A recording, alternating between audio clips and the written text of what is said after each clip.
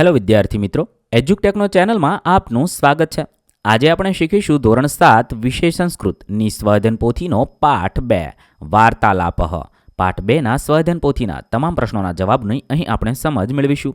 આ વિડીયોનો હેતુ વિદ્યાર્થીઓ માત્ર સરળતાથી સમજીને લખી શકે તે માટેનો છે. તેથી વિદ્યાર્થી મિત્રો, દરેક પ્રશ્નોના જવાબ વિડીયોમાંથી જોઈને લખવાને બદલે તમારા વિચારો મુજબ જવાબ લખવા પણ જરૂરી છે. તો ચાલો શીખીએ પાઠ 2 વાર્તાલાપ. અહીંયા પ્રશ્ન નંબર 1, નીચે આપેલા ગુજરાતી શબ્દોનું સંસ્કૃત કરવાનું છે. અહીંયા કેટલાક શબ્દ આપેલા છે, તેનું સંસ્કૃત લખીશું. 1 પીરસો તો પરિવેશયતું, 2 મીઠું તો લવણમ, 3 છાશ તો તક્રમ, 4 અથાણું તો અવલેહ, 5 શાક તો વ્યજનમ, 6 ભાત તો ઓદનમ. આ રીતે તમે આપેલા ગુજરાતી શબ્દોનું સંસ્કૃત લખશો. ત્યારબાદ પ્રશ્ન નંબર 2, નીચે આપેલા સંવાદોનું અનુલેખન કરવાનું છે.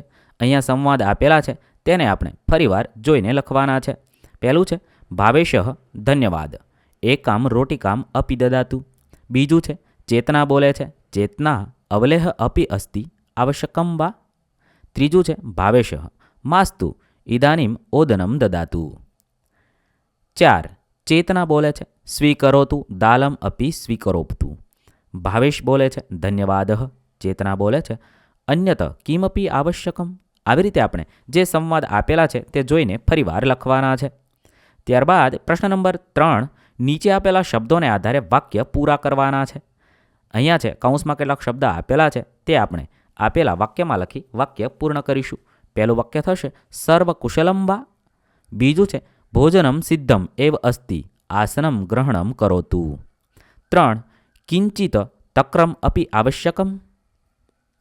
4 ઇદાનીમ ઓદનમ દદાતુ. 5મું છે ભોજનમ રુચિકરમ અસ્તિ. આ રીતે આપણે આપેલા શબ્દોને આધારે વાક્ય પૂર્ણ કરીશું. ત્યારબાદ પ્રશ્ન નંબર 4, નીચે આપેલા ઉદાહરણ અનુસાર વાક્ય બનાવવાના છે. ઉદાહરણ આપેલું છે દાલમ આવશ્યકમ વા. કૌંસમાં દાલમ શબ્દ છે, તો એવી રીતે આપણે પૂર્ણ વાક્ય બનાવશું. પહેલું થશે મોદકમ આવશ્યકમ વા. બીજું થશે દુગ્ધમ આવશ્યકમ વા. ત્રીજું વાક્ય થશે રોટિકામ આવશ્યકમ વા. ચોથું વાક્ય થશે અવલેહમ આવશ્યકમ વા. 5મું વાક્ય થશે લવણમ આવશ્યકમ વા. આવી રીતે આપણે ઉદાહરણ અનુસાર વાક્ય બનાવીશું. ત્યારબાદ પ્રશ્ન નંબર 5, નીચે આપેલા ગદ્યખંડ વાંચીને પ્રશ્નોના ઉત્તર સંસ્કૃત ભાષામાં લખવાના છે. અહીંયા કૌંસમાં કેટલાક શબ્દ આપેલા છે, તે આપણે આપેલો ફકરો વાંચવાનો છે અને તે ફકરો વાંચીને પ્રશ્નોના ઉત્તર તમારે લખવાના છે. અહીંયા આ ફકરો વાંચશો અને ત્યારબાદ આપેલા પ્રશ્નોના જવાબ લખીએ. સવાલ નંબર 1, પુત્રી કુત્ર ગચ્છતિ. જવાબ થશે પુત્રી વિપણીમ ગચ્છતિ. 2 વિપણ્યામ કિમ વસ્ત્રમ અસ્તિ. જવાબ થશે વિપણ્યામ ધવલમ વસ્ત્રમ અસ્તિ. 3 શાક આપણઃ કુત્ર ગચ્છતિ. શાક આપણઃ વિપણીમ અસ્તિ. 4 પુત્રી કિમ કિમ આનયતિ. 1 કિલો આલુકમ, 1 કિલો રક્તફલમ, 1 કિલો સેવફલમ આનયતુ. 5 સેવફલસ્ય માત્રા કા. સેવફલસ્ય માત્રા 1 કિલો અસ્તિ. આવી રીતે આપણે આપેલા ફકરાને આધારે આ પ્રશ્નોના જવાબ લખવાના છે. ત્યારબાદ પ્રશ્ન નંબર 6 આપેલો છે. નીચે આપેલા પ્રશ્નો વાંચી તેની સામેના ખાનામાં સંસ્કૃતમાં જવાબ લખવાના છે. ઉદાહરણ આપેલું છે ભવાન કુત્ર ગચ્છતિ. તો તેના આધારે આપણે અહમ મંદિરમ ગચ્છતિ. તમે જ્યાં જાઓ છો તે લખવાનું છે. હું અહીંયા જે જવાબ લખું છું એ જ જવાબ આવે તે જરૂરી નથી. તમે તમને મનગમતો કોઈ પણ જવાબ લખી શકો છો. 1 ભવાન કિમ પઠતિ. અહમ પુસ્તકમ પઠામી. 2 ભવાન કિમ નમતિ. અહમ પિતરમ નમામી. 3 ભવાન કિમ સ્મરતિ. અહમ મમ મિત્રમ સ્મરામી. 5 ભવાન કિમ પશ્યતિ. અહમ ચલચિત્રમ પશ્યામી. 5 ભવાન કિમ પીબતિ. અહમ જલમ પીબામી. 6 ભવાન કિમ ખાદતિ. અહમ ફલમ ખાદામી.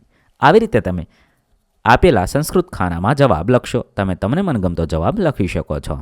ત્યારબાદ પ્રશ્ન નંબર 7, કૌંસમાં આપેલા શબ્દોનો ઉપયોગ કરી ઉદાહરણ મુજબ વાક્ય બનાવવાના છે અને લખવાના છે. ઉદાહરણ આપેલું છે ચષકઃ અસ્તિ જલમ નાસ્તિ. એવી રીતે આપણે કૌંસમાં આપેલા શબ્દોને આધારે આપેલા વાક્ય પૂર્ણ કરીશું. 1 અધ્યાપકઃ અસ્તિ છાત્ર નાસ્તિ. 2 શ્યામફલકમ અસ્તિ સુધાખંડ નાસ્તિ. 3 દુગ્ધમ અસ્તિ શર્કરા નાસ્તિ. 4 ફલમ અસ્તિ વૃક્ષ નાસ્તિ. 5 લેખની અસ્તિ પુસ્તકમ નાસ્તિ 6 ચાયમ અસ્તિ કોફી નાસ્તિ 7 ઓદનમ અસ્તિ દાલમ નાસ્તિ. આવી રીતે તમે આપેલા શબ્દનો ઉપયોગ કરી વાક્ય પૂર્ણ કરી લખશો. ત્યારબાદ પ્રશ્ન નંબર 8, તમે ખાધેલ વાનગીઓની યાદી સંસ્કૃતમાં બનાવવાની છે. હું અહીંયા વાનગીઓની યાદી લખું છું, તમે તમને મનગમતી બીજી વાનગીની યાદી પણ લખી શકો છો. મેં અહીંયા જે વાનગી ખાધી છે, વ્યજનમ રોટિકા મોદકઃ અવલેહ, ઓદનમ દાલમ સુપઃ, પુરિકા અપુપઃ, રસગુલ્લકમ પાયરસમ. આવી રીતે તમે તમને મનગમતી વાનગીના નામ સંસ્કૃતમાં ઇન્ટરનેટ પરથી શોધીને પણ લખી શકો છો. ત્યારબાદ પ્રશ્ન નંબર 9, નીચે આપેલા ઉદાહરણ મુજબ વાક્ય બનાવવાના છે. ઉદાહરણ આપેલું છે ફલમ સ્વીકરોતું, કૌંસમાં ફલમ છે તેના આધારે આપણે ફલમ સ્વીકરોતું, અહીંયા મ ખોડો છે તે કાઢીને ઉપર અનુસ્વાર લગાડેલો છે. આવી રીતે ઉદાહરણ અનુસાર વાક્ય બનાવીશું. તો પહેલું છે પત્રમ સ્વીકરોતું, બીજું થશે દાલમ સ્વીકરોતું, ત્રીજું થશે પુસ્તકમ સ્વીકરોતું, ચોથું થશે લેખનીમ સ્વીકરોતું, પાંચમું થશે યાનમ સ્વીકરોતું. આવી રીતે આપણે ઉદાહરણ મુજબ વાક્ય બનાવી લખીશું. ત્યારબાદ પ્રશ્ન નંબર 10, નીચે આપેલા ઉદાહરણ અનુસાર વાક્ય બનાવવાના છે. ઉદાહરણ આપેલું છે મમ ભોજનમ સમાપ્તમ, અહીંયા પણ ભોજનમમાં મ ખોડો છે તે કાઢીને ઉપર અનુસ્વાર લગાડેલો છે. પહેલું થશે મમ ગૃહકાર્યમ સમાપ્તમ, બીજું થશે મમ લેખનમ સમાપ્તમ, ત્રીજું થશે મમ ગાયનમ સમાપ્તમ, ચોથું થશે મમ નૃત્યમ સમાપ્તમ, પાંચમું થશે મમ ચિત્રમ સમાપ્તમ. ત્યારબાદ પ્રશ્ન નંબર 11, શિક્ષક જે ટૂંકા વાક્ય બોલે છે તે સમજપૂર્વક સાંભળીને લખવાના છે. 1 સંગીતા ગાયતી, 2 નરેન્દ્ર ઉદ્યાને ક્રીડતી, 3 મહેશ દ્વિચક્રિકાયાः સવારીમ કરોતિ, 4 રાજેશ ખાદતી, 5 સવિતા અવકાશકાલે ક્રીડામ કરોતિ, 6 આર્ય કુંદકમ ક્ષિપતિ, 5 પરેશ વિપણીમ ગચ્છતિ. મેં અહીંયા જે વાક્ય લખ્યા છે તે જ વાક્ય લખવા જરૂર નથી. તમારે તમારા શિક્ષક શ્રી કહે તે વાક્ય તમે સાંભળીને લખી શકો છો, અથવા તમારા ઘરે તમારા મિત્ર કે તમારા ઘરના કોઈ સભ્ય આ વાક્ય બોલશે અને તમે સાંભળીને લખશો. અહીં આપણા પાઠ 2ના પ્રશ્નોના જવાબ પૂર્ણ થશે. વિદ્યાર્થી મિત્રો, ધોરણ 7ની સંસ્કૃત વિષયની સ્વાધ્યાયન પોથીના તમામ પ્રશ્નોના જવાબના વિડીયો જલ્દીથી આપણી ચેનલ પર ઉપલબ્ધ થશે, જે તમે ધોરણ 7 સંસ્કૃત સ્વાધ્યાયન પોથી નામના પ્લેલિસ્ટમાંથી મેળવી શકો છો. પ્લેલિસ્ટની લિંક વિડીયોના ડિસ્ક્રિપ્શનમાં આપેલી છે. થેન્ક યુ દોસ્તો. એજ્યુકટેકનો ચેનલ તરફથી વિડીયો નિહાળવા બદલ આપનો આભાર. આવા બીજા વિડીયોઝ નિહાળવા માટે અમારી યુટ્યુબ ચેનલ એજ્યુકટેકનો અત્યારે જ સબસ્ક્રાઇબ કરો. આભાર દોસ્તો.